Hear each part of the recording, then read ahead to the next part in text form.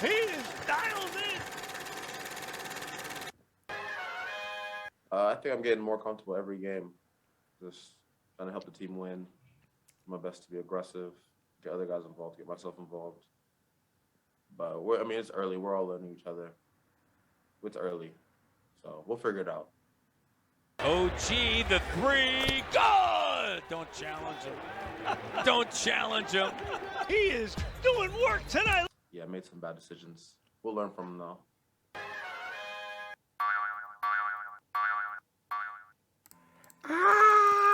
What are we gonna do?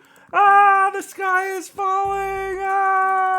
Trade Pascal Siakam. Trade Malachi. Trade Dragic. Trade everyone. The sky is falling. The season is over. No joke. In the last, I'm going to say week, I have seen trade proposals and mock trade stuff for almost every player on the team. I've seen people freaking out that we need to move Pascal, that he's garbage, that he's overpaid, all these things. Don't kid yourself. I get it. I get what we're frustrated about. I see it myself. I know that we're talking about a player who's played $30 million this season. He's the highest paid player on the team. But guess what? If you look into it, the games that he played well in this week, even though they weren't wins, his type of stat line, combination of points, rebounds, and assists, Jazz game was terrible. But his other games, the only comparable players in the league to Pascal Siakam's stats over the last few games, barring the Jazz game, are Jokic and Giannis. Okay? He's a very unique player, guys, and these types of things take a little while to get set up. The sky is not falling. This is precisely what we should be expecting from this team. So let's take stock, because I don't have a lot of time. I'm a chef, I'm a caterer, I'm in the middle of my Christmas season. Let's take a look at where the Raptors are at after a very good start where they were above 500, and let's take a look at what we can expect from them. So instead of panicking and freaking out, let's ask ourselves, are we a playoff team? That's the first thing to ask ourselves. And if we are a playoff team, what's our ceiling, okay? And to do that, let's take a look at the internet. So yes, it's been a tough stretch of basketball. After a series of wins, we kind of got taught a lesson by Cleveland. And that is that no team in this league is a joke. So here's the standings, okay? We've slipped from being up here with the Bulls and whatnot all the way down to 12th. Are the Atlanta Hawks going to stay there? Hell no. Are the Milwaukee Bucks going to stay there? Hell no. We almost lost to Orlando. We did lose to the Pistons, and we had tough games against Indiana, guys. So it's time to ask ourselves as we look at this, there's no easy wins in the East. So what kind of team are we? So let me show you what kind of team culture we're dealing with in Toronto right now. So here's a clip that explains why we're losing so handily right now. And it has to do with establishing our ceiling. Here's Nick Nurse a few seasons ago talking about two players in particular that the Raptors acquired. Nope. You got Rondé. Nope. Stanley. Nope. Those guys. Sorry, I don't want to cut you off, but those guys have not understood A, how hard we play, B, our schemes, that defense is a priority for them, etc. We got some work to do with all that crew. Come Tuesday night, there's a couple spots there open if somebody wants them, and I keep telling you that. Show me you're going to play defense. Show me you're going to play hard. Show me you understand our coverages. Show me how, and then whatever you do at the other end, you're going to get opportunities just because who you're on the floor with. All right, those are players that Nick Nurse came to love. He loves Stanley Johnson. So what's the story with Boucher? Are we trading Boucher? It's tough love, guys. I'm not saying Boucher's untouchable, but I am saying this. The Raptors start to the season being above 500 without Pascal Siakam, knowing full well they had a whole bunch of work to do, taught them that they are a potential playoff team. They are a potential playoff team that could make a run in the East. Now the question is, do we want to just make the playoffs or make the play-in tournament? Hell no. If we're going to go there, all of our young guys getting playoff experience, wow, what a great first year of a retool. But do we want to just end it and have no chance of making it past the first round? No. We don't want that. So what do we want? Well, if our ceiling is to be as high as possible this year, the question marks aren't Goran Dragic. We know what Dragic can do. The question marks are not the rise of OG Anunoby or Fred VanVleet or Kem Birch. We know what these players do. But what could happen? What could our ceiling be if we got tons and tons of reps with Precious, with Malachi, with Delano Banton, with Champagnie, who we saw last night, with Scotty Barnes, with all of these guys, these different combinations, and we get Pascal's feet wet. Most of the negative stuff that I've seen over the last bunch of games, I'm not blind, I saw exactly what you saw, had to do with Pascal. And it had to do with him trying to find his place in and trying to establish the rotation. So when we established our starters a week ago, everyone's losing their mind that Precious Achiuwa is starting these games. Guys, who starts on the floor doesn't have to be your top 5 players. What you're trying to do is balance your minutes amongst your entire roster. And if you got 4 out of 5 of your top players on the floor, and you think Kem Birch can anchor a second unit alongside one of those starters, what you're trying to do is take your starters, put Precious in there because the other 4 guys can cushion him. They can make up for his mistakes. And I think we're starting to see how much Precious actually adds to the team just as a wide-shouldered body guy with high energy. If we get our old Pascal Siakam back, who knows what's going to happen? So, for me, the ceiling is only super high if we have these bumps in the road that allow us to grow as a team. And the only way to do that is to hover around 500 because it's, again, a very competitive East, okay? We do not need to be far above 500. 8th place is 9-8. Guys, I'm watching a ton of hoops right now. The Raptors are a competitive team. They could easily put their 5 best players on the floor and make the playoffs this year. But if we want to make an actual run at the playoffs this year, next year, while we have our contract windows, we're going to do it by taking some punches on the chin, and we're going to get to the playoffs and actually have a chance. Why? Because our youngsters have journeyman's minutes, and they're ready to augment a youthful core. A core that includes a legit all-star.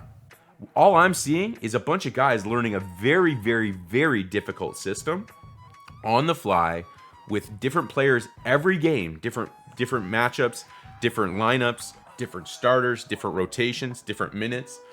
They're just playing around. We know this about Nick Nurse. We know that he does this more than most coaches in the NBA. He's just getting a look at people. And if you look at the 4th quarter, last night's a good example. Portland is a good example. We're very much in it until the 4th quarter.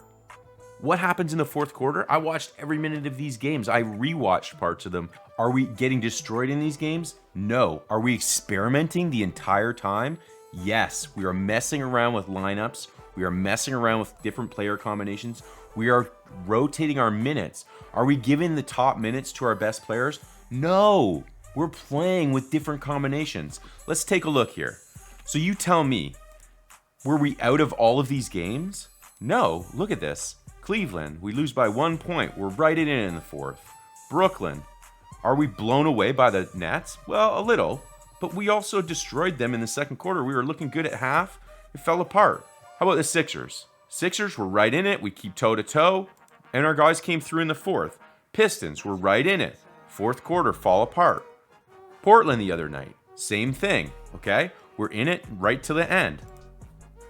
Jazz, we're in it right until the 4th quarter, and then we get beat. So, you tell me, guys, are we getting blown out of the water by these teams? No. And in the 4th quarter, the ball's not moving. I actually have a suspicion from watching these games. The 4th quarter is being played very differently for the Raptors than any other quarter. And what I'm seeing in the 4th quarter is a lot of experimentation. I'm seeing less dribble drives, less kickouts, less attempts to get in the paint. And I think what's happening is Nick Nurse and his coaching staff are trying to encourage the young Raptors players to take what the defense gives them, to watch tape after the game, to learn from it. And as long as we keep hovering around 500, we have a chance to learn from those mistakes and get to the next level. So is the team worse with Pascal Siakam? Is it going to take time to learn what to do with him? Let's ask OG. I think we're just trying the best we can. We'll figure it out. It'll happen because we've played with him before. So we'll figure it out. We'll be fine. Exactly. They played with him before. And Pascal Siakam, guys, is not the question mark. He will come around. He will get back in the system. There's a lot of pressure on the guy. He's a professional basketball player, and we have a great team that is literally constructed to augment what he does well. When P gets going, we'll get going. Should we panic? Sell them all, guys. Stop it, Raptors fans. Stop being Chicken Little. Stop trying to sell your whole team. Why is Goran Dragic sitting right now? I'll tell you why.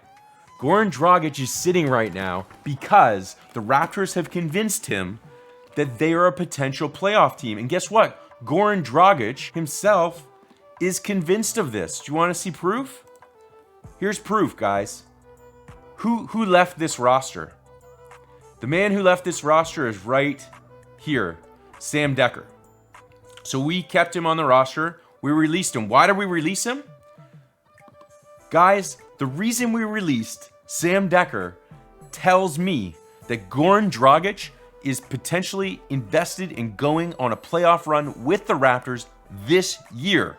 And he is content to sit like Lowry sat, like Kawhi sat. Why? Because he sees the potential of this team. Look what moving not extending Decker's contract did. Trust in Masai, guys. Look what it does to us. Because it made just enough room to do this. It made it so that we could keep Dragic, guys, and stay, look, a couple $100,000 below the luxury tax. So, you tell me, are sports fans like you and me geniuses? No, we panic. Do Masai and Bobby kind of have the math figured out? Yeah. They have placed us in a position where, based on the start that we had, they know we're a playoff team, a cusp one. What they want to do is see if they can develop this team without using our best players, with giving OG rest, with giving Pascal rest, with giving Freddie rest, like we've seen over the last couple games. We see hip pointers and hip flexors and stuff like that. This is basically code for give OG a couple nights off and let the team learn how to win without him, because Pascal needs reps and we need to be able to run the offense through him. This is about learning and hovering around 500, because when we come out of the gate and things start clicking, it's going to be because our ceiling, which is right now like this, playing our best 6 players, goes like this, because suddenly that depth, that talent that you and I all see on our bench becomes a reality, because our player development goes up steeply, and suddenly we have contributors coming in off the bench that are youngsters, guys that can actually make a difference in the playoffs. 21-year-old Precious Achiuwa, 19-year-old Scotty Barnes, Banton, Champagnie, Malachi Flynn. Trade Malachi Flynn. He's been one of the bright spots, and he's accepting his role, guys. Please, cut it out. What's our ceiling? Sky's the limit. Can they develop this year? Yeah, I think so. So, guys, don't forget, it's all about the Larry. You gotta break a few eggs to make an omelet, and we want a really delicious omelet potentially this year. We did not expect it to be this good this soon. Mark my words, Dragic is potentially here for a playoff run, and if we don't look good by mid-season, we can still move him at the deadline. Dragic is happy on the bench right now, guys. He's happy on the bench because he sees the potential this team has, and he knows his role. If you have not seen my video on what Dragic brings to the table in the dressing room, off the court, as a mentor to these young players, we already know about his relationship with Barnes, okay? This is it. Dragic is invested. It's all about the Larry. It's about taking something that's already good and shooting it, catapulting it. How do we do that? We got to let our young kids ride bikes. Maybe only parents can understand this. I got 2 young kids, and to ride bikes, you kind of need to scrape some knees sometimes. But guess what? Then you value staying on that bike and pedaling. You learn to ride it. I don't know how much I'll be able to check in because of my catering schedule, but I am watching the games. I am watching the other fan content out there. I am really loving this team, guys. Do not give up on this team. It is not time to panic. Hey, Kawhi, check it out. I got a chicken on my head. Bark, bark, bark. The sky is falling, Kawhi. I don't even know where you're sitting at. That's bullshit, Kawhi. Your laugh is This stupid. is Chef's Kiss approved. Mwah!